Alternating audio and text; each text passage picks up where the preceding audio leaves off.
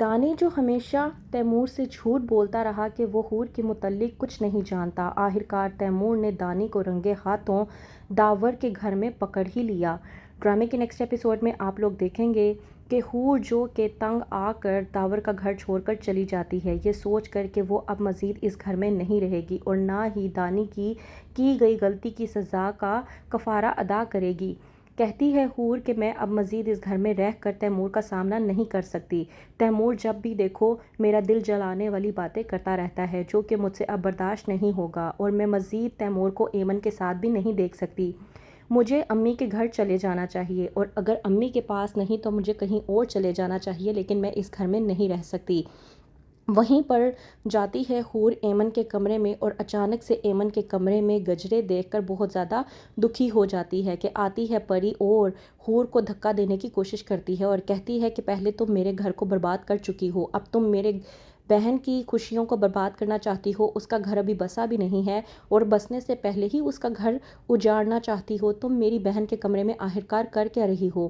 حور جس کے پاس کوئی بھی جواب نہیں ہوتا اور وہ وہاں سے چپ چاپ چلی جاتی ہے۔ حور کے چلے جانے کے بعد داور بے حد پریشان ہو جاتا ہے۔ وہیں پر دوسری طرف ایمن کو کال آتی ہے تیمور کی اور وہ اس سے متعلق سوالات کرنے کی کوشش کرتا ہے کہ وہیں پر بتاتی ہے ایمن کہ ہمارے گھر میں صبح سے ماحول اچھا نہیں چل رہا اور وہ بھی صرف اس لڑکی کی وجہ سے۔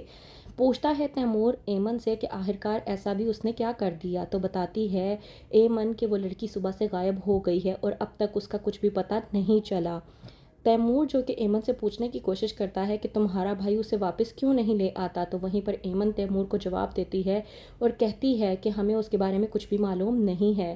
ہمیں لگتا ہے کہ وہ اپنے گھر واپس جا چکی ہے، ابھی اس بارے میں کچھ بھی معلوم نہیں ہوا اور اگر داور بھائی کو معلوم ہوتا تو وہ 1 منٹ سے پہلے اسے واپس لے آتے۔ تیمور جب سنتا ہے کہ حور کہیں چلی گئی ہے تو اس کے دماغ کی بتیاں کام کرنے لگتی ہیں اور وہ سوچ میں پڑ جاتا ہے کہ اگر اس نے پیسوں کی لالچ میں داور سے شادی کی تھی تو پھر وہ داور کا گھر چھوڑ کر کہاں چلی گئی۔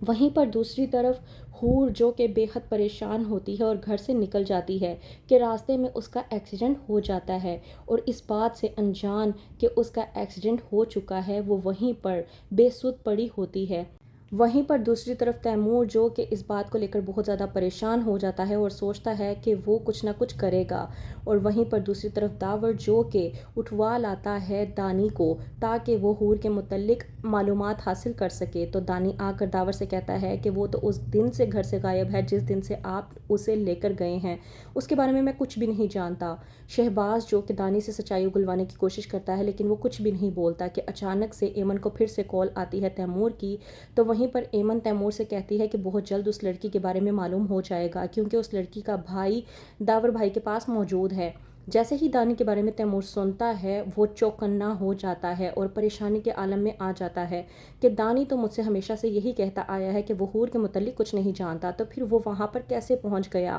یہ سب کچھ اپنی آنکھوں سے دیکھنے کے لیے وہ سیدھا داور کے گھر پر پہنچ جاتا ہے اور جا کر جب دانی کو اپنی آنکھوں سے شہباز کے ساتھ دیکھتا ہے تو اس کے رونگٹے کھڑے ہو جاتے ہیں۔ وہیں پر تیمور کا دماغ کام کرنے لگتا ہے کہ حور نے یہ شادی اپنی مرضی سے نہیں کی بلکہ اس کے پیچھے بھی کوئی نہ کوئی وجہ ضرور ہوگی اور وجہ کوئی اور نہیں بلکہ دانی ہی ہوگا، اور دانی نے کیا کارنامہ سر انجام دیا ہے جس کی وجہ سے حور کو یہ سب کچھ کرنا پڑا، تیمور کو اب یہ معلوم کرنا ہی ہوگا۔ تو کس طرح سے تیمور معلوم کرے گا کہ آخرکار حور کے ساتھ ہوا کیا تھا، یا پھر دانی خود ہی سچائی تیمور کے سامنے رکھ دے گا؟ کیا ہوگا آگے؟ مزید جاننے کے لیے دیکھتے رہیے ڈرامہ سیریل ایک لفظ زندگی۔